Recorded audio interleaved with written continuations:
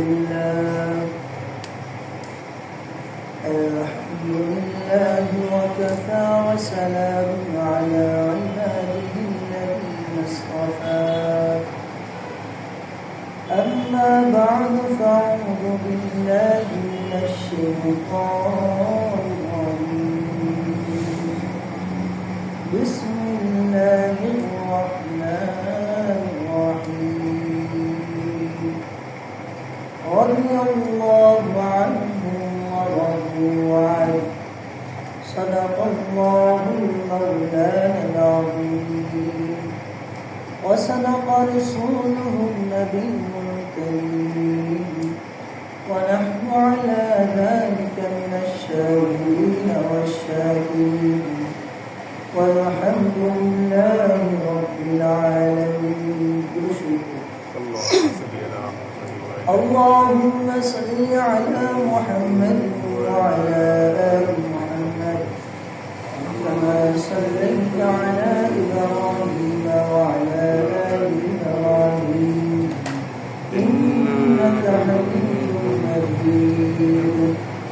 اللهم بارك على محمد وعلى آل محمد كما باركت على إبراهيم وعلى آل إبراهيم إنك حميد مجيد.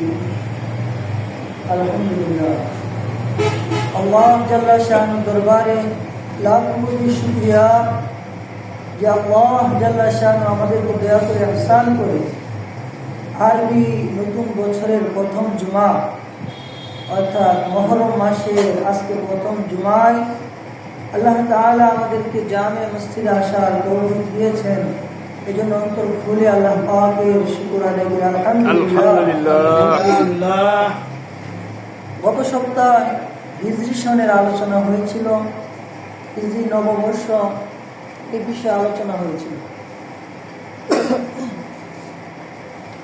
যেহেতু 10 মুহররম নিয়ে গত জুমায় অনেক কথা হয়েছিল, আমরা বলেছিলাম যে কারবালার ইতিহাস সম্বন্ধে আমরা আলোচনা করব। কারবালার ইতিহাস জানার আগে আমাদের কিছু বিষয় আছে যেগুলো আমাদের জানা একেবারে প্রয়োজন, কর্তব্য। এগুলো না জানলে আমরা ওই ইতিহাসগুলো সঠিকভাবে বুঝব না। ইতিহাস বোঝার জন্য এই ভূমিকার যে কথাগুলো বলবো এগুলো ভালোভাবে শুনতে হবে। ইসলামী খেলাফত এই পৃথিবীর বুকে যখন ইসলামের ছায়াতলে পৃথিবীর সমস্ত দেশগুলো যখন ইসলামের ছায়াতলে আসতে শুরু করলো, ইসলামের প্রচার প্রসার হতে লাগলো, এরকম কি যে হিন্দুস্তানের মধ্যেও ইসলাম এসে পৌঁছে গেল, পুরা পৃথিবীর মধ্যে যখন ইসলামের দাওয়াত প্রসার হইতে লাগলো, তখন ইহুদিরা এরা কখনো মুসলমানের বন্ধু হতে পারে না। এরা মুসলমানের বন্ধু হতে পারে না। তারা ষড়যন্ত্র করে, গবেষণা করে তারা একটা জিনিস বের করলো যে মুসলমানদের কি এরকম জিনিস আছে যে জিনিসটা মুসলমানদের শক্তি দেয়, মুসলমানকে ধ্বংস করা যায় কিভাবে, ইসলামী খেলাফত যে খেলাফত ছিল এই খেলাফত কিভাবে ধ্বংস করা যায়। এই চিন্তা নিয়ে ইহুদিরা যখন চিন্তা করতে লাগলো, তারা গবেষণা করে পেল ইসলামী খেলাফত ধ্বংস করার একটা মাত্র উপায় আছে, যে মুসলমানদের সাথে অস্ত্র দিয়ে পারা যাবে। কিভাবে? 313 জন নিয়ে যারা বদরের যুদ্ধে জয় হয়, 1000 উপর জয় হয়, 60 জন মুসলমান সেনা 60,000 কাফের উপর বিজয় হয়, তাদের কাছে অস্ত্র দিয়ে পারা যাবে না, তাদেরকে বুদ্ধি খাটায় জ্ঞানে তাদেরকে পরাজিত করতে হবে। এই ইহুদিরা চিন্তা কইরা মুসলমানদের মধ্যে কি জিনিস শক্তি যোগায়, তারা গবেষণা করে পাইল যে মুসলমানদের ঐক্য একতা যতদিন পর্যন্ত থাকবে ততদিন পর্যন্ত এই পৃথিবীর মধ্যে মুসলমানেরই শাসন থাকবে, অন্য কোনো জাতি শাসন করতে পারবে না। তাহলে মুসলমানদেরকে দুর্বল করার কয়েক তারা কি পাইল? একতা নষ্ট করা। কি নষ্ট করা? কথা বলেন, কি নষ্ট করা? কথাগুলো বুঝতে হবে, না এনে ইতিহাস বুঝবেন না। মুসলমানদেরকে ধ্বংস করার তারা যে টুকটা পাইল, যেটা তারা বের করলো, এটা কি? একতা নষ্ট করা, ঐক্য নষ্ট করা, মিল মহব্বত মুসলমানের মধ্যে যেটা আছে এটা যদি নষ্ট করা যায় তাহলে ইসলামী খেলাফত ভাঙা যাবে, মুসলমানদেরকে ধ্বংস করা যাবে। এই ঐক্য নষ্ট করার সিদ্ধান্ত তারা নেবে। ইসলামী খেলাফত খলিফা নির্বাচন হয় 4টা জিনিসের মাধ্যমে। কয়টা জিনিসের? 4টা। আমাদের দেশ তো গণতন্ত্রের দেশ, যেখানে গণতন্ত্র এই বিষয় নিয়ে পরে আলোচনা হবে। এটা হলো কুফরি মতবাদ। গণতন্ত্রের প্রধান কথাই হইল যে জনগণ ক্ষমতার উৎস। ক্ষমতার উৎস, ক্ষমতার মূল কে? জনগণ। জনগণ না আল্লাহ? আল্লাহ। জুড়ে বলেন, ক্ষমতার মূল মালিক কে? আল্লাহ। গণতন্ত্রের প্রথম যেই লাইন আছে এটার মধ্যে লেখা যে জনগণ হলো ক্ষমতার উৎস, মূল হলো জনগণ। জনগণ ইচ্ছা করলে ক্ষমতা দিতে পারে, জনগণ ইচ্ছা করলে ক্ষমতায় উঠাইতে পারে, জনগণ ইচ্ছা করলে ক্ষমতা থেকে নামাইতে পারে। এটা হলো গণতন্ত্রের মূল কথা। ইসলাম বলে ক্ষমতার মালিক কে? আল্লাহ। আল্লাহ। এই জন্য গণতন্ত্র কুফরি মতবাদ। এটা নিয়ে পরে আলোচনা হবে। তো এই জনগণ নির্ধারণ করে সরকার, আমাদের দেশে সরকার নির্ধারণ করে কে? জনগণ। জনগণের ভোটের মাধ্যমে সরকার নির্বাচিত হয়। এমপি, মন্ত্রী, চেয়ারম্যান যারাই হোক, মেম্বার হোক, যত উচ্চ পর্যায়ের লোক আছে সবাই নির্ধারিত হয় কার ভোটে? জনগণ। জনগণ। জনগণ তাদেরকে ক্ষমতা দেয়। 5 বছরের ক্ষমতা। জনগণের ভোটে নির্বাচিত হয়ে নৌকা আওয়ামী লীগ পাস করেছে। 5 বছর সে ক্ষমতা থাকবে। সে যদি ভালো কাজ করে, জনগণ যদি তার প্রতি খুশি হয়, আবার ভোট দিবে, আবার সে পাস করবে। আর যদি জনগণ তাদের প্রতি অসন্তুষ্টি হয়ে যায়, জনগণ তাকে নির্বাচন করবে না, সে সরকার হতে পারবে না। এটাই তো নিয়ম। কি বলেন? এটা নিয়ম না? ইসলামী খলিফা নির্বাচন করার মাধ্যম হলো 4টা। মাধ্যম কয়টা? 4। নাম্বার 1, ইশারা ইঙ্গিতের মাধ্যমে খলিফা নির্বাচন করা। কিসের মাধ্যমে? ইশারা ইঙ্গিতের মাধ্যমে। সরাসরি নাম বলা নাই, ইশারা করে গেছে, ইঙ্গিত করে গেছে। ইঙ্গিতে ইশারা, ইঙ্গিতের মাধ্যমে খলিফা নির্বাচন করা। যেরকম মুহাম্মদ রাসূলুল্লাহ সাল্লাল্লাহু আলাইহি ওয়াসাল্লাম ইশারা ইঙ্গিতের মাধ্যমে আবু বকর রাদিয়াল্লাহু তাআলা আনহুকে খলিফা নির্বাচন করে গেছেন। যেরকম আল্লাহ রসুল যখন মৃত্যু রোগ সজ্জায়, আল্লাহ রসুল অসুস্থ হয়ে 3 দিন যাবৎ বিছানায় ছিলেন, আল্লাহ রসুল সাল্লাল্লাহু আলাইহি সাল্লাম বলেছিলেন, সাহাবায়ে কেরাম বলে, ইয়া রাসূলুল্লাহ, মসজিদে নববীর ইমামতি কে করবে? আল্লাহ রসুল বলেছেন, যাও গিয়ে বলো আবু বকর যেন ইমামতি করে। ইসলামী খলিফা যে হবে সে মসজিদের খতিব হবে। ইসলামী রাষ্ট্রের প্রধান যে হবে সে জুমার মসজিদের খতিব হবে, ঈদগার মাঠের ইমাম হবে। এই ইমাম খতিব তারা হবে ইসলামী রাষ্ট্রের প্রধান। কথা বুঝতেছেন? আল্লাহ রসুল ইমাম বানাইলেন, নামাজের ইমাম বানায়া ইঙ্গিত দিলেন যে আবু বকর আমার পরে ইমামত করার যোগ্য, একমাত্র আবু বকর। আমি আবু বকরের দিকে ইঙ্গিত করে গেলাম, সরাসরি নাম বলে। এছাড়া আরো আছে। উহুদ পাহাড়ের মধ্যে আল্লাহ রসুল যখন দাঁড়াইছেন একদিন, সাথে আবু বকর, ওমর, আল্লাহ রসুল দাঁড়ানো করে ভূমিকম্প আসে পাহাড়ের মধ্যে। আল্লাহ রসুল বলে, উহুদ পাহাড়, তুমি যে লড়ছো, তোমার বুকে একজন নবী আছে, একজন সিদ্দিক আছে, একজন শহীদ আছে। সিদ্দিক হলো আবু বকর, নবী তো আল্লাহ রসুল। শহীদুল ওমর রাদিয়াল্লাহু তাআলা আনহু কিভাবে ভূমিকম্প থেমে যায়। আল্লাহ রাসূলের কাছে এক সাহাবী আয়েশা বলে, ইয়া রাসূলুল্লাহ, আমরা আপনার পরে সমস্যার সমাধান কার কাছে যাব? আল্লাহ রাসূল ইঙ্গিত দিলেন, আমার পরে যদি কোনো সমস্যার সমাধান তোমরা চাও আবু বকরের কাছে যাইবা। ইঙ্গিতের মাধ্যমে আল্লাহ রাসূল সাল্লাল্লাহু আলাইহি সাল্লামের ইন্তেকালের পর খলিফা নির্বাচিত হন কে? আবু বকর সিদ্দিক। ইসলামী রাষ্ট্রের প্রথম খলিফা কে ছিলেন? আবু বকর সিদ্দিক রাদিয়াল্লাহু তাআলা আনহু। এটা হলো এক নাম্বার মাধ্যম, ইশারায় নির্ধারণ করে যাওয়া, যে আল্লাহ রাসূল ইশারায় নির্ধারণ করে গেছেন যে আমার পরে ইসলামী রাষ্ট্রের প্রধান হবে আবু বকর সিদ্দিক রাদিয়াল্লাহু তাআলা আনহু।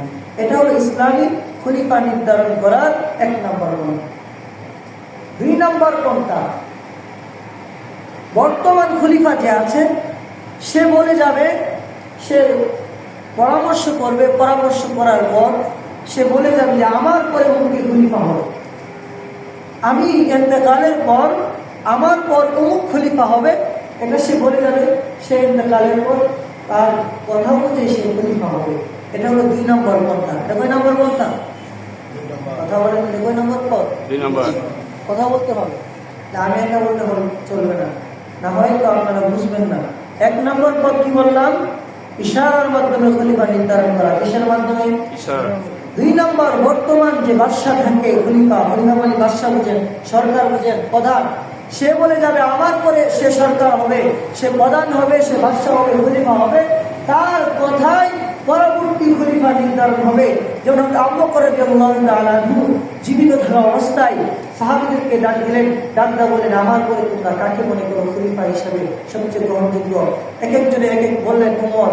আর আবু বকর বললেন যে আমার পরে আমি ওমরকে সবচেয়ে বেশি শ্রেষ্ঠ মনে করি খলিফা দেবেন। কেউ আরজ করলেন, আপত্তি করলেন যে ওমর তো অনেক রাগী। ওমর রাগী না, ওমর যে কে এটা তোমরা জানো না, আমার পরে সবচেয়ে যোগ্য শ্রেষ্ঠ হলো ওমর, আমার পরে খলিফা হবে ওমর। আবু বকর রাদিয়াল্লাহু তাআলা আনহু নির্ধারণ করে গেছেন আবু বকরের পরে খলিফা হবে কে? এ হলো দুই নম্বর পন্থা। সংক্ষেপে এটা বলতেছি, বিস্তারিত বলে অনেক সময় লাগে। তিন নম্বর, বর্তমান খলিফা যে হবেন সে একটা কমিটি নির্ধারণ করবে, যেটাকে আরবিতে বলা হয় শুরা সদস্য। কি বলা হয়? শুরা সদস্য। আমাদের মাদ্রাসাগুলো যে আছে এরকম ভাবে চলে, শুরার প্রধান আছে, 3 জন 6 জন মুরব্বী থাকে। শুরার সদস্য যারা থাকে তারা কমিটি নির্ধারণ করবে। মুসলিমগুলো এখন তো শরীয় আইন অনুযায়ী চলে না।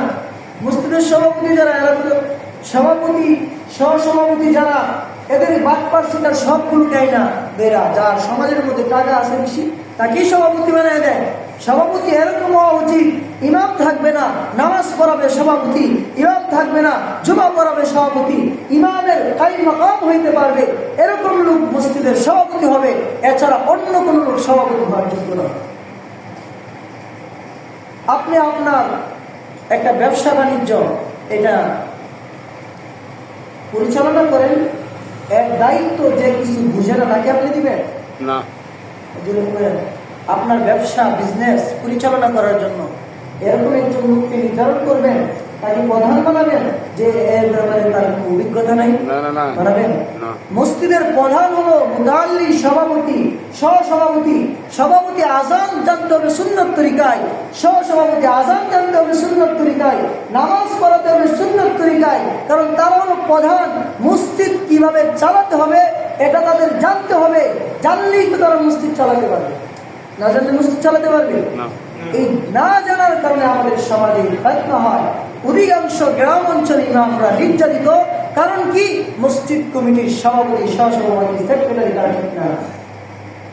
তাদের ভিতরে না আছে কোরআনের ইলম, না আছে জাগতিক ইলম, কোনো জ্ঞান বিদ্যা তাদের কাছে না থাকার কারণে আমাদের সমাজের গ্রাম অঞ্চলের বেশিরভাগ ইমামগুলো নির্যাতিত, নিপীড়িত। এই কথাগুলো তারা কারো কাছে বলতে পারে না। তাদেরকে বিভিন্নভাবে জুলুম নির্যাতনের শিকার করা হয়। তো ওইদিকে আমার আলোচনা। তো খলিফা নির্ধারণ করবেন। 3 নম্বর হলো মুজলিসের শুরা। 3 নম্বর কি? মুজলিসের শুরা 6 জন কমিটি। আর ওমর রাদিয়াল্লাহু তাআলা নির্ধারণ করেছেন, তারা বলেছেন যে আমি ইন্তেকালের পর তোমাদের 6 জনকে আমি মুরব্বী বানাইলাম, রাষ্ট্রের মুরব্বী তোমরা পরামর্শ করে একজন খলিফা নির্ধারণ করবে। ওমর রাদিয়াল্লাহু তাআলা ইন্তেকালের পর 6 জন সদস্য, শূরা সদস্য মিলে হযরত উসমান গনি রাদিয়াল্লাহু তাআলা আনহুকে ইসলামী রাষ্ট্রের খলিফা বানাইলেন। এটা হলো 3 নম্বর পন্থা। এটা কয় নম্বর পন্থা? 3 নম্বর। এখন হলো 4 নম্বর খলিফা বানানো। 4 নম্বর হলো যে উসমান রাদিয়াল্লাহু তাআলা আনহু কোনো কিছু বলে যান নাই, যে খলিফার ইন্তেকালের পর যেই অধিকাংশ জনগণ সবাই করতে পারবে না, গণতন্ত্রের সাথে এটা মিল না, অনেকে গণতন্ত্রের সাথে মিলাতে চায়, যার আকল আদল ওয়াস এগুলো ঠিক থাকবে, আকল ঠিক থাকবে, ইনসাফদার হবে, নেককার হবে, মুত্তাকি হবে, নামাজি হবে, এরকম ব্যক্তিরা যারা সমাজের মধ্যে ইসলামী রাষ্ট্রের মধ্যে সবচেয়ে দামি দামি ব্যক্তি, নামাজি মুত্তাকি, এরকম ব্যক্তিরা নির্বাচন করবে খলিফা কে হবে। তারা যদি তার কাছে বাইয়াত গ্রহণ করে তাহলে সে খলিফা হবে। উসমান রাদিয়াল্লাহু তাআলা আনহু শাহাদাতের পরে একদল লোক আলী রাদিয়াল্লাহু তাআলা আনহুর কাছে বাইয়াত গ্রহণ করেছেন, তারা আলী রাদিয়াল্লাহু তাআলা আনহুকে খলিফা হিসাবে নির্ধারণ করেছেন, পরে সবাই দলে দলে তার কাছে বাইয়াত গ্রহণ করেছেন। এটা হলো 4 নম্বর পন্থা। তাহলে খলিফা নির্ধারণের পন্থা কয়টা? 4। নাম্বার 1 কি? ইশারার মাধ্যমে, ইঙ্গিতের মাধ্যমে খলিফা নির্ধারণ করা, যেরকম করেছেন আল্লাহ রাসূল। নাম্বার 2 সরাসরি খলিফার নাম বলে যাওয়া, যেমন আবু বকর বলে গেছেন আমার পরে খলিফা হবে কে? 3 নম্বর হলো মুজলিসে শুরা, একটা কমিটি বানানো, এই কমিটিরা খলিফা ইন্তেকালের পর তারা নির্ধারণ করবে দেশকে চালাবে। এটা 3 নম্বর। 4 নম্বর হলো কি? রাষ্ট্রের মুত্তাকি ব্যক্তিরা, ফরেজগার ব্যক্তিরা যারা আছে তারা নির্ধারণ করবে যে কে খলিফা হবে, তারা যার প্রতি রায় দিবে, তারা যার কাছে বাইয়াত গ্রহণ করবে সে হবে খলিফা। এই খলিফা হওয়ার 4টা উসুল আমাদের মনে আছে তো? ইনশাআল্লাহ থাকবে। 1 নম্বর কি? ইশারার মাধ্যমে। 1 নম্বর কিসের মাধ্যমে? ইশারার মাধ্যমে। 2 নম্বর খলিফা বলার মাধ্যমে। 3 নম্বর শুরা কমিটি বানানোর মাধ্যমে। 4 নম্বর মুত্তাকি ফরেজগার জনগণ যারা সবাই মিলে এক হয়ে যাকে খলিফা বানাবে সেই খলিফা হবে। এখন আসেন আমরা আলোচনায় যাই। ইতিহাস বুঝতে চাইলে 4টা বিষয় উসুল মানতে হবে। আলোচনা হলো আল্লাহ রাসূল সাল্লাল্লাহু আলাইহি ওয়াসাল্লাম যখন মক্কা থেকে মদিনায় হিজরত করেছেন, এটা আপনারা শুনছেন তো সবাই, মক্কা থেকে কোথায় হিজরত করেছেন? মদিনায়। মদিনায় ইহুদিদের মদিনার মধ্যে বসবাস ছিল। আল্লাহ রাসূল শান্তির জন্য ইহুদিদের সাথে চুক্তি করেন। কি করেন? চুক্তি। কি চুক্তি? চুক্তিটা এরকম ছিল, মক্কার কাফেররা যদি আমাদেরকে আক্রমণ করে তাহলে তোমরা আমাদের সাথে যুদ্ধে অংশগ্রহণ করবা। দেশ চালানোর জন্য তাদের সাথে চুক্তি। মুসলমান সংখ্যা কম ছিল, যদি মক্কার কাফেররা আমাদেরকে আক্রমণ করে আমাদের সাথে যুদ্ধে তোমরা শুরু হইবা, মক্কার কাফেরদের সাথে তোমরাও মোকাবেলা করবা, আর যদি তোমাদেরকে কেউ আক্রমণ করে আমরা সাহায্য করব। এরকম চুক্তি হয়।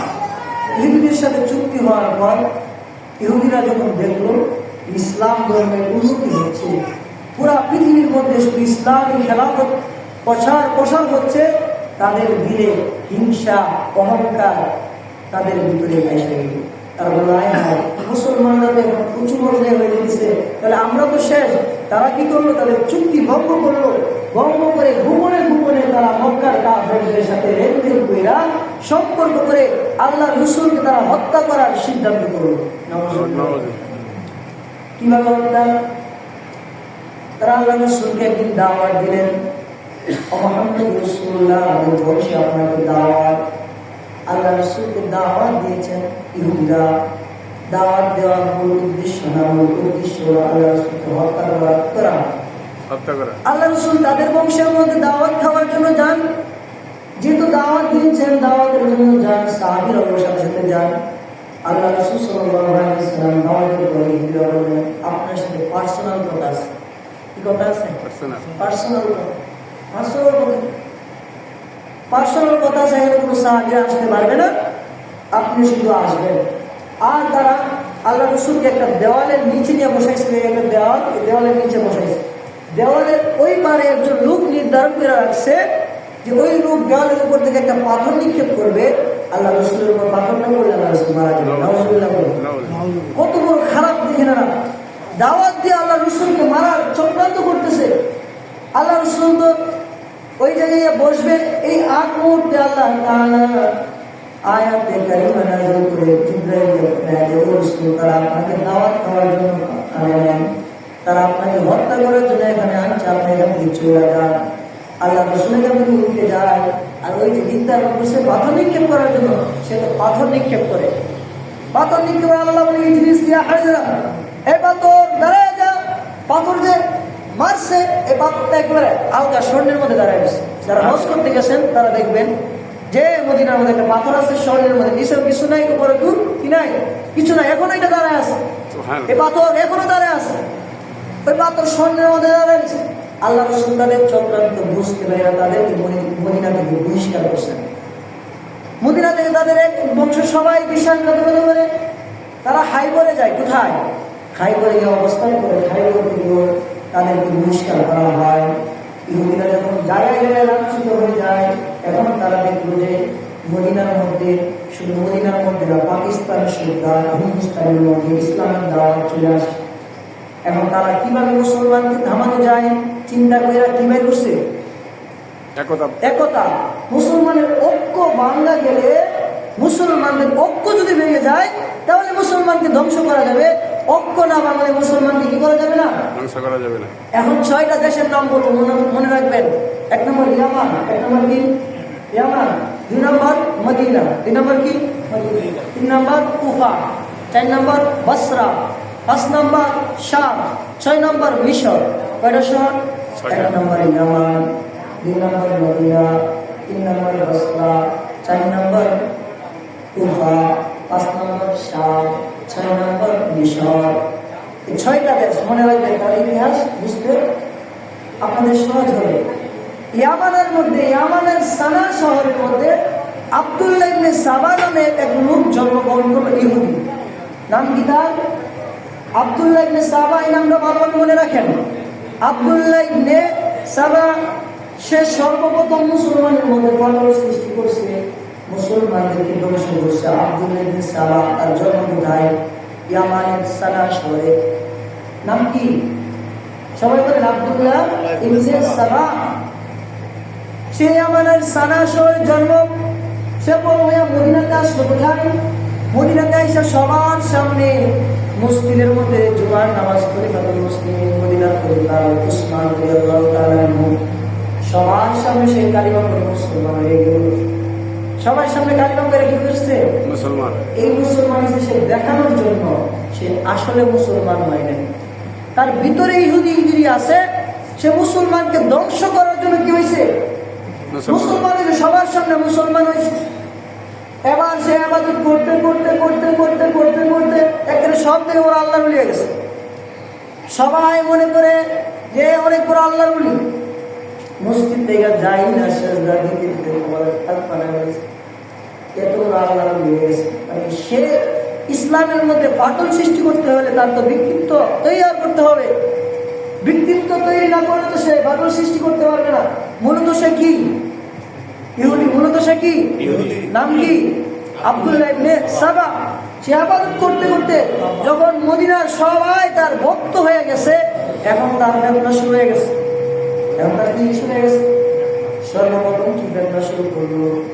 মদিনাবাসীরা বলতে লাগলো, উসমান রাদিয়াল্লাহু তাআলা এর কাছে আসলেন, বললেন, হুজুর, আমি তো ইবাদত বুঝার ভালো আমার দায়িত্ব, আপনি আমার একটা রাষ্ট্রীয় দায়িত্ব দেন। রাষ্ট্রীয় কি দেন? দায়িত্ব দেন। উসমান রাদিয়াল্লাহু তাআলা তো রাসূলের সাহাবী, জামাতা। উসমান রাদিয়াল্লাহু তাআলা চেহারা দিকে বুঝতে পারলেন যে তার ভিতরে কিছু কি আছে। বলে, না, তুমি দায়িত্বের যোগ্য না, তুমি দায়িত্ব পালন করার যোগ্য হও নাই। বলে, না হুজুর, আমি যোগ্য না, যোগ্য হই নাই। উসমান রাদিয়াল্লাহু তাআলা যখন তাকে কোনো দায়িত্ব দিলেন না, সে মদিনার কিছু মানুষকে জড়ো করলেন। জড়ো করে বলতে লাগলেন, উসমান স্বজন প্রীতি করে। উসমান কি করে? স্বজন প্রীতি করে। এই খবর উসমান রাদিয়াল্লাহু তাআলা আনহুর কানে যায়। উসমান রাদিয়াল্লাহু তাআলা আনহু তাকে বলে, আমি কি স্বজন প্রীতি করছি বলো? সে বলে, এরকম স্বজন প্রীতি করছেন। উসমান বলে, না, আমি তো স্বজন প্রীতি করি নাই, আমি যে যোগ্য তাকে আমি দায়িত্ব দিয়েছি, এরকম আল্লাহ রাসূলের বেলায় হয়েছে। যে যোগ্যতাকে আল্লাহ রাসূল দায়িত্ব দিয়েছে, আমার আত্মীয়র মধ্যে যদি যোগ্য থাকে সে দায়িত্বপ্রাপ্ত হবে, যোগ্য না থাকলে সে দায়িত্বপ্রাপ্ত হবে না। উসমান রাদিয়াল্লাহু তাআলা তাকে মদিনা থেকে বের করে দিলেন। মদিনা থেকে বাইর করে দেওয়ার পর সে গেছে কুফায়। কোথায় গেছে? কুফায় গিয়া এক দল সেখানে এই দলগুলোকে সে বানায় সে কুফার মধ্যে বছর উসমান সদরগতি করে, উসমান খলিফা হওয়ার যোগ্য না। এখন এই কথাটা মানুষে মনে করবে, মানুষ এটা বুঝবে না। কুফার মধ্যে গিয়ে বলে শোনো, আলী রাদিয়াল্লাহু তাআলা কে? আলী রাদিয়াল্লাহু তাআলা হাশিমি বংশের, রসুলের বংশের, কুরাইশ বংশের, রসুলের চাচাতো ভাই আলী রাদিয়াল্লাহু তাআলা। আর কি? রসুলের মেয়ের জামাই। কে জামাই? মেয়ের জামাই। তাহলে কুরাইশ বংশে আলী থাকতে রসুলের মেয়ের জামাইও কুরাইশ বংশেরও, আর উসমানুল উমাইয়া বংশের, কুরাইশ বংশে হাসিমি বংশের লোক থাকতে কিভাবে উমাইয়া বংশের লোক খলিফা হয়? ফেরেশতা কিভাবে দিচ্ছে দেখছেন? আমাদের গ্রাম অঞ্চলে দেখা যায় দীর্ঘদিন এক ইমাম এক মুসলিম ইমামতি করছে, এখন আর ভালো লাগে না। দীর্ঘদিন ইমামতি করছে তো এখন আর ভালো লাগে না, তখন কি করে আরেকজনের ছুঁয়ে যেতে আইসে তো বলে এত অনেকদিন ইমামতি করছে, এত ইটা করে না। মানে দোষ না থাকলে দোষ কি করে? বের করে। মূল কথা তাকে বের করতে হবে। আসলে সরাসরি বলতে পারবে না তাকে বের করবো, বের করলে দেখা যায় এরই ভাই বের দিল মানুষের। তো বলে ইমামের এই দোষ সমাজের কিছু মানুষকে বলে আসলে তো ঠিক হইতো, ইমাম তো বিশুদ্ধ যায়, শুক্রবারে যায় না, শনিবারে যায়, তাই আসলে তো এত টাকা বেতন ইমামের মাসে 10,000 বাইতে মুখে ইমামের বউ নাই, আপনি আছে আপনার শুক্রি সন্ধ্যা বাইতে থাকে, সে তার স্ত্রী সন্তান নাই, তার বাজার টাজার করতে হয় না, এরকম ঠিক হইতো তাহলে এটা রেখা দাও আরেকটা আনি, এরকম হয়। তো এরকম ভাবে বেসাল দিছে। উসমান আলী দেখতে কিভাবে উসমান খলিফা হয়ে যায়? আলীকে কুরাইশ বংশের, হাসিমি বংশের, আল্লাহ রসুলের মেয়ে ফাতেমার জামাই, আর উসমান তো শুধু উমাইয়া বংশের লোক, কুরাইশ বংশের লোক তাকে কিভাবে খলিফা হয়? কথাটা তো ঠিক হয়েছে। সবাই দলমল বাড়াইল। কুফার গভর্নর জানতে পারলো আব্দুল্লাহ সালাহ কুফার মধ্যে এই কাজ করতেছে। কুফার গভর্নর তাকে কুফা থেকে বের করেছে। কুফা থেকে বের করে দেওয়ার পর এখন সে বস্রার মধ্যে যায়, তার কাজ চালায়। বস্রার মধ্যে গভর্নর জানতে পারে, গভর্নর বস্ত্র থেকে বের করে দেয়। বস্ত্রের পরে সে শামে যায়, শামের গভর্নর তখন তাকে মুআবিয়াকে আমিরে মুআবিয়া রাদিয়াল্লাহু তাআলা তার চেহারা দেখে বোঝা হয়েছে মুআবিয়া অনেক চালাক চতুর ছিলেন, যে সে ইহুদিদের দালাল, সে মুসলমান হয়েছে কিন্তু সে আসলে মুসলমান না, আসলে কি ইহুদি। সে একদিন সাদ ইবনে আবি ওয়াক্কাস রাদিয়াল্লাহু তাআলা ডাক দিয়ে কথা বলতেছে। সাদ ইবনে আবি ওয়াক্কাস রাদিয়াল্লাহু তাআলা বললেন, আমার তো মনে হইতাছে তুমি মুসলমান না, তুমি ইহুদি। আরেকদিন আরেক সাহাবীকে বললেন, সাহাবী এর দইরা হযরত মুআবিয়া রাদিয়াল্লাহু তাআলার কাছে নিয়ে গেলেন। মুআবিয়া রাদিয়াল্লাহু তাআলার সামনে থেকে বের করে 5 জায়গা থেকে বের হয়ে শেষ গেছে মিশরে কিছু সর্বপ্রথম ইসলামকে ক্ষতি করার জন্য, ইসলামের বিরুদ্ধে দাঁড় করার জন্য মিশর থেকে তাদের মিশন চালু হয়। মিশর থেকে তাদের কি চালু হয়? মিশন চালু হয়। এই মিশরে যে তার দলবল পায়, সে দলবল পায় সেটা মিশরের গভর্নর একটু মেধা কম ছিল, সে রাজনৈতিক কর্মী এগুলো কম বুঝতো। সে এর ভিতরে মিশরের গভর্নর বুঝতে সে মিশরের ভিতরে বিশাল বড় তার দল পাকায় গেছে।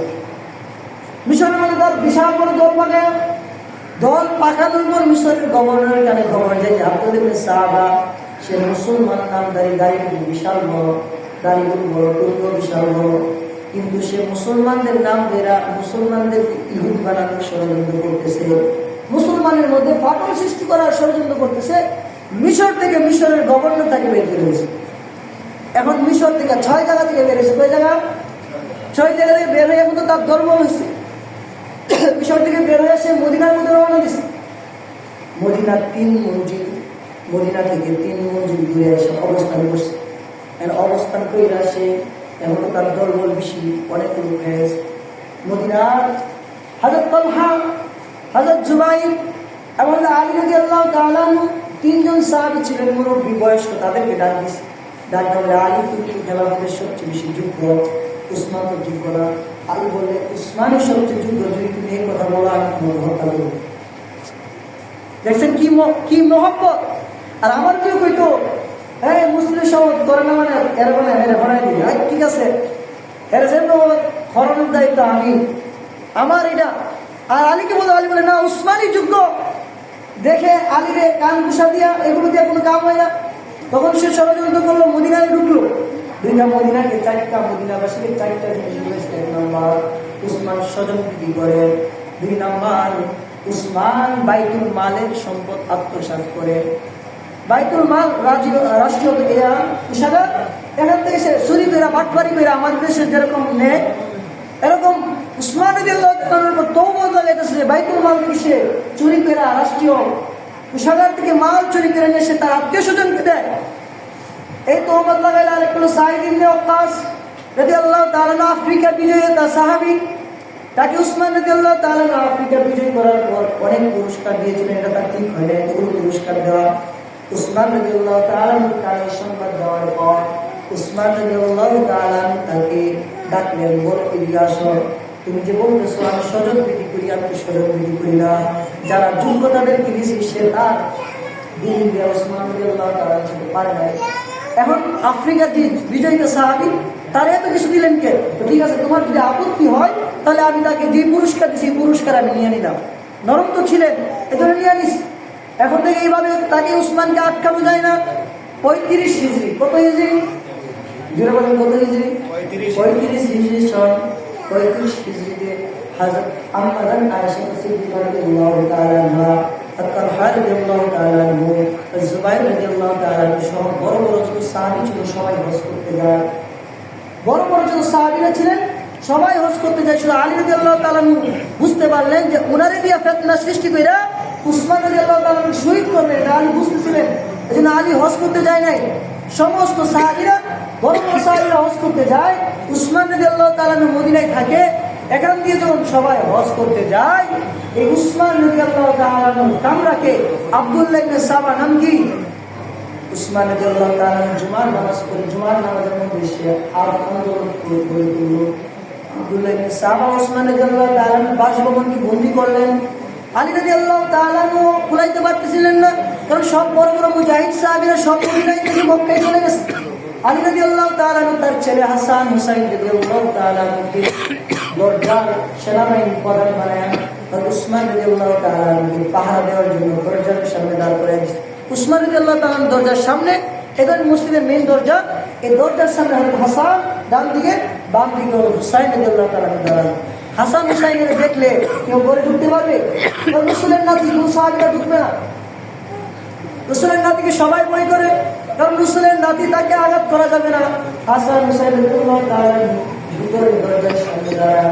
উসমানকে বন্দী করে দীর্ঘদিন বন্দী করার পর উসমান রাদিয়াল্লাহু তাআলা খানা সব বন্ধ করে দেয়। উসমান রাদিয়াল্লাহু তাআলা অনেক সরস সুজা লজ্জাশীল সাহাবী ছিলেন। উসমান রাদিয়াল্লাহু তাআলা তাকে প্রতিহত করতে পারতেন, কিন্তু উসমান রাদিয়াল্লাহু তাআলা বুঝতে পারলেন তাকে প্রতিহত করলে অনেক মুসলমান নির্দোষী উসমান রাদিয়াল্লাহু তাআলা প্রতিহত করলেন না, এইভাবে রাখলেন। উসমান রাদিয়াল্লাহু তাআলা ঘরে বন্দী করে রাখেন, পানি দেওয়া বন্ধ করে দেয়। যেই পানি মুখটার মধ্যে কূপ খনন করে দেয় উসমান রাদিয়াল্লাহু তাআলা, হাজার হাজার হাজিরা ওই কূপের পানি খায়। ওই কূপ থেকে পানি নেওয়া উসমান রাদিয়াল্লাহু তাআলার জন্য বন্ধ করে দেয়। পানি ছাড়া পিপাসা উসমান রাদিয়াল্লাহু তাআলার ঘরের মধ্যে। আব্দুল্লাহ ইবনে সাবার ঘরের কত নিকৃষ্ট দেখেন। উসমান রাদিয়াল্লাহু তাআলা আনুর স্ত্রী যখন দেখতে পারলেন স্বামী পানির পিপাসা করে, কোনো পানি নাই, স্ত্রী বলেন স্বামী দেখি আমি বাইরে গিয়ে কিছু পানি আনা যায় কিনা।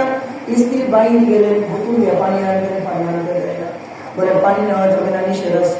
এখন কি করবে? সে মুখের মধ্যে একটু পানি দেবে, মুখের মধ্যে একটু পানি নেওয়া যায়, এই পানিটা স্বামী স্বামী খাওয়া। দেখেন ইহুদিরা কত নিকৃষ্ট। মুখের মধ্যে উসমান রাদিয়াল্লাহু তাআলা আনুর স্ত্রী পানি নিয়ে স্বামীকে খাওয়াবে যাইছেন, ওই মুখ চেক করে মুখ থেকে পানি ফেলাইছে। কত নিকৃষ্ট। স্ত্রী করিয়া কান্দেছে স্বামী, আপনার জন্য একটু পানি মুখে করে আনতে পারলাম না, এরা মুখ থেকেও পানিটা চেক করে ফেলাইছে। উসমান রাদিয়াল্লাহু তাআলা বলেন ঠিক আছে স্ত্রী। উসমান রাদিয়াল্লাহু তাআলা 35 হিজরি জুমার দিন 18 রমজান, কত রমজান? 18 রমজান ঘরের মধ্যে কোরআন কারীম তেলাওয়াত করতেছিলেন। সূরা বাকারার 137 নম্বর আয়াত উসমান রাদিয়াল্লাহু তাআলা তেলাওয়াত করতেছিলেন। ওই মুহূর্তে দরজার সামনে দিয়ে তো দরজার সামনে দিয়া হুসাইন হাসাইন বসা আসতে পারে না, তারা পিছনের দিক দিয়া দরজা ভেঙে দুইটা এরকম এক আঘাত করে উসমান রাদিয়াল্লাহু তাআলা কল্যাণ কোরআন শরীফের মধ্যে রক্তের মধ্যে পড়ে ওই 137 নম্বর আয়াতের মধ্যে পড়ে উসমান রাদিয়াল্লাহু তাআলা নূর স্ত্রী তাকে প্রতিহত করতে যায়, স্ত্রীকে আঘাত করে হাতের আঙ্গুলগুলো সব পড়ে যায়। উসমান রাদিয়াল্লাহু তাআলা নুকে এখান থেকে প্রতিহত করলেন, উসমান রাদিয়াল্লাহু তাআলা শহীদ করে ফেললেন। উসমান রাদিয়াল্লাহু তাআলা শহীদ হওয়ার পর মক্কার মধ্যে কে হজ করতে গেছে মনে আছে? আয়েশা, তালহা, জুবাইর, বড় বড় সাহাবী তারা মক্কার মধ্যে গেছে। তাদের কানে গেছে যে উসমান রাদিয়াল্লাহু তাআলা শহীদ হয়েছে। উসমান যে শহীদ হয়েছে তাকে শহীদ করছে এই আব্দুল্লাহ ইবনে সাবা এবং তার লোকেরা। এর প্রতিশোধ নিতে হবে। এর প্রতিশোধ নিতে হলে কি করতে হবে? হযরত আয়েশা সিদ্দিকা রাদিয়াল্লাহু তাআলা জানতে পারলেন যে এই মিনি ইয়াটা শুরু হয়েছে কুফা থেকে। কোথায় থেকে? কুফা। আয়েশা বলেন আমি মদিনাতে যাব না, কুফাতে যাব। আয়েশা রাদিয়াল্লাহু তাআলা না সঙ্গী বইলা একটা জায়গায় নিয়ে রাখতেছে, আগামী সপ্তাহে আলোচনা হবে, এরপরে ধারাবাহিকভাবে কালবেলা আলোচনা হবে। আয়েশা রাদিয়াল্লাহু তাআলা কুফাতে গেলেন। ওই দিক দিয়া শামের গভর্নর হযরত মুয়াবিয়া রাদিয়াল্লাহু তাআলা শাম থেকে কুফায় আসলেন। আলী রাদিয়াল্লাহু তাআলার মা আম্মা জান আয়েশা, কারণ হযরত ফাতেমার জামাই আর ফাতেমা রাসূলের মেয়ে, এই দুটি শাশুড়ি, তো শাশুড়ি আম্মার সাথে আলী রাদিয়াল্লাহু তাআলা তারা দাঁড়াইলেন যে আমরা খলিফা বানাবো আলীকে। এই আব্দুল্লাহ ইবনে সাবা তাদের লোকদল যারা আছে তারা সবাই মিলে সিদ্ধান্ত নিয়ে আমরা খলিফা বানাবো কাকে? আলীকে। তারা আলীকে খলিফা বানাইলেন। আলী বললেন আমি চিন্তা করে লই। তারা চিন্তা করলো যে আলীকে যদি খলিফা বানাই, আলী তো জ্ঞানী মানুষ, সে চিন্তা ভাবনা করে ফয়সালা নিবে, সে আগে তার খেলাফত ঠিক রাখবে, পরে উসমান হত্যার বিচার করবে। আর অন্যকে যদি খলিফা বানাই তাহলে প্রথমে উসমান হত্যার বিচার করবে, তাহলে আমাদের কল্লা যাবে, তাহলে আমাদের যেই মিশন নিয়ে আমরা আসছি মিশন বাস্তবায়ন হবে না। এই জন্য তারা কি করলো? আলীকে খলিফা বানাইলো। আলীও হযরত আম্মা জান আয়েশা রাদিয়াল্লাহু তাআলার সাথে পরামর্শ করার জন্য শামে ইরাকে ইয়াতে গেলেন, কুফাতে। কুফাতে যাওয়ার পর তিন দল যখন এক হইল, এক হওয়ার পর পরামর্শ করলেন। পরামর্শ কি হইল? পরামর্শ হইল যে আলীকে আমরা খলিফা বানাবো। মদিনাতে যাওয়ার পর আমরা আলী রাদিয়াল্লাহু তাআলার কাছে বাইয়াত গ্রহণ করব। আমি সহ আয়েশা রাদিয়াল্লাহু তাআলা বাইয়াত গ্রহণ করে সবাই বাইয়াত গ্রহণ করবে, আমি সহ বাইয়াত গ্রহণ করব। এবং বাইয়াত খলিফার শপথ গ্রহণ করার পর সর্বপ্রথম উসমান হত্যার বিচার করতে হবে। সিদ্ধান্ত কি হলো? সর্বপ্রথম আলী রাদিয়াল্লাহু তাআলা খলিফা হয়ে উসমান হত্যার বিচার হবে। এই সিদ্ধান্ত হওয়ার পর সবাই আরামে রাখতে বলেছে। আব্দুল্লাহ ইবনে সাবা এদেরকে এখন যদি তারা এক হয়ে গেছে, তারা সবাই কি হয়ে গেছে? যে ফাটলটা সৃষ্টি করতে চাইছিলাম, ফাটলটা আর হইল না, তারা এক হয়ে গেছে। এক হয়ে গেলে আমার কল্লা কি হবে? শেষ। এক হয়ে গেলে তার কল্লা যাবে না।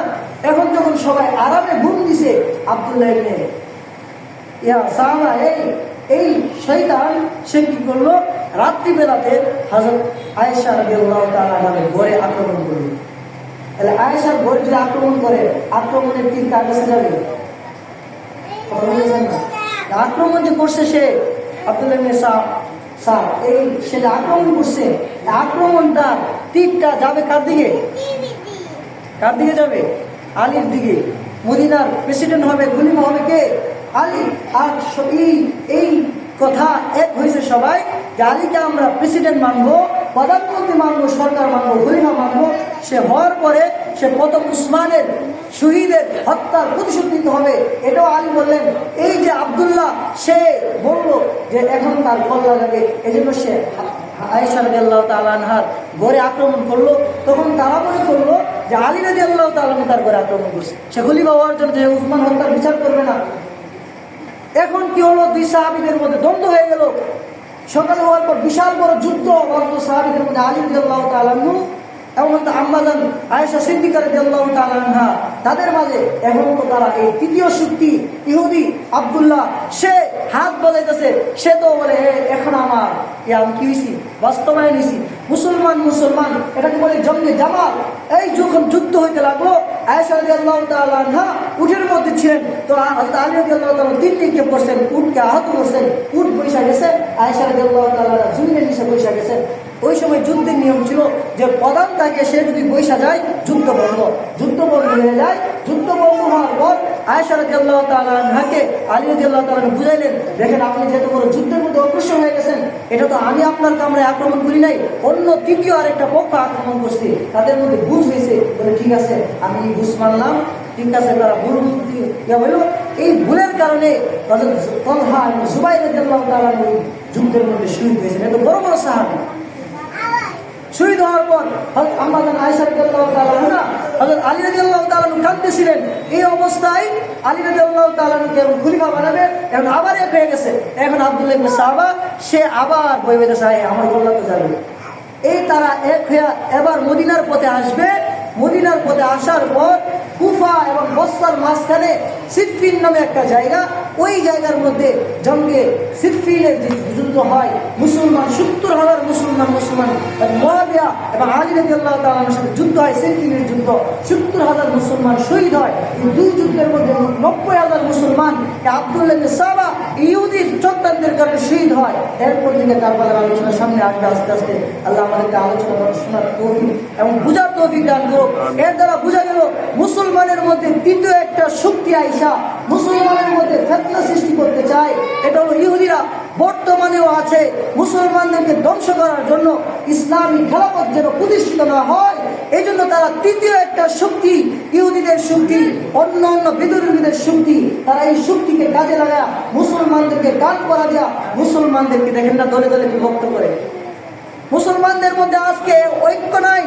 কথা বলে কেন চোখ দেখেন, প্রতিদিন আপনারা এসে জমার মধ্যে কথা বলবো, বয়ানের সামনে বসে সামনে কথা বলবো। কথা বলতে তো আমার কথা ইতিহাস ভুলা যায়, নাম ভুলা যায়। বয়ানের আদু বয়ানের এখন মতো শিখানো হলো না। আব্দুল্লাহ ইবনে সাহাবা ওই মুসলমানদেরকে ধ্বংস করার যে চক্রান্ত তারা করছে, মুসলমানদেরকে ঐক্য বিভিন্ন ফাটল এখনো আছে। এই জন্য আমাদের মধ্যে ঐক্য নাই দেখা আজকে পৃথিবীর মধ্যে এক এক নাস্তিকরা আমার রসুলের বিরুদ্ধে কথা বলে। কিছুদিন আগে হুসে আমার রসুলের ইজ্জত নিয়ে আক্রমণ করেছে। এর একমাত্র কারণ হলো আমরা মুসলমানের মধ্যে ঐক্য নাই। মুসলমান দল দল হয়ে বাক হয়ে আছে। যে সমস্ত মুসলমানরা ওই খেলাফতের প্রথম যুগের মধ্যে ঐক্য থাকতো, উসি কেন কোন দেশের প্রধানও ইসলামের বিরুদ্ধে রসুলের বিরুদ্ধে কুলুক্তি করার সামর্থ্য পাইতো না। একজন খালিদ বিন ওয়ালিদের মতো তরবারি টানত, সমস্ত মুসলমান তাদের পতাকা তোলে ঐক্য হয়ে যখন আওয়াজ তুলতো, সমস্ত নাস্তিকরা তোর তোর করে কাঁপত। আমাদের ভিতরে ঐক্য নাই। এই ঐক্য যে তারা ভাঙছে, এখন এই ঐক্য ভাঙ্গা, এই ঐক্য নাই। এই জন্য আজকে নাস্তিকরা শক্তি পেয়ে গেছে আমার রসুলের বিরুদ্ধে, আমার রসুলের চরিত্র নিয়ে তারা কথা বলে। যখন আমার রসুলের চরিত্রের বিরুদ্ধে কথা বলবে, আমরা কি চোখ করে বসে থাকবেন? বসে থাকলে কি ইমানের দাবিদার হইল? আমার যেরকম সামর্থ্য আছে ওই জায়গা থেকে আমার আওয়াজ তুলতে হবে যে রসুলের অপমানকারী যে হোক, পুলিশ অফিসার হোক, প্রধানমন্ত্রী হোক, এমপি হোক, এরকম কি আমার বাবা হোক, তাকে আমি ছাড়তে রাজি না। যে আমার রসুলের ইজ্জতের বিরুদ্ধে কথা বলবে, মান সাব্বা নবিয়ান ফাকতুলু, যে ব্যক্তি আমার রসুলের বিরুদ্ধে কুচক্র করবে, আমার রসুলকে অপমান করবে, তাকে ফাকতুলু, তাকে হত্যা করো। তাকে হত্যা করা মুসলমানের উপর ফরজে আইন। তুই বলেন ঠিক নাকি? আমাদের রক্ত তো আজকে ইহুদিদের চক্রান্তে রক্ত, আমাদের শরীরে রক্ত নাই। আমাদের রক্তগুলো কালো রঙে পরিণত হয়ে গেছে। আমার রসুলকে নিয়ে কুলুক্তি করা হয়, আমার রসুলের ইজ্জতের বিরুদ্ধে কথা বলা হয়, আমার রসুলের ইজ্জতের উপর হানা আনা হয়। আর আমি মুসলমান চোখ করে বসে থাকি। উলামায়ে কেরাম যে সতর্ক করে বলে এটা জঙ্গি হয়ে গেছে, উগ্রবাদী হয়ে গেছে। আরে জঙ্গি না, আমার ধর্ম আমার সবার আগে, আমার রসুল আমার সবার আগে। রসুলের বিরুদ্ধে কথা বলবে, এটা কোনো মুসলমান সইতে পারে না। ইসলামের বিরুদ্ধে কোনো লোক কথা বলবে, কোনো মুসলমান যার ভিতরে নিম্ন ইমান আছে সে সহ্য করতে পারবে না। আল্লাহ আমাদের ঐক্য হওয়ার তৌফিক দান করুন। যখনই যেই জায়গায় রসুলের বিরুদ্ধে কথা বলবে আমরা আন্দোলন করবো তো ইনশাআল্লাহ। চাই সে পুলিশের ওসি হোক, ডিবি হোক, প্রধানমন্ত্রী হোক, চাই সে আমার বাবা হোক, তার বিরুদ্ধে গর্জে উঠবো তো ইনশাআল্লাহ। আমরা একটা আলোচনা আগামী জুমা হবে ইনশাআল্লাহ। আল্লাহ আমাদের ঐক্য হয়ে এক হয়ে আগামী তৌফিক দান করুন। ওলামাদের ছায়া করে, ওলামাদের কথা শুনে, পরামর্শ শুনে আল্লাহ আমাদেরকে আগামী তৌফিক দান করুন। সকলে আমিন। আলহামদুলিল্লাহ।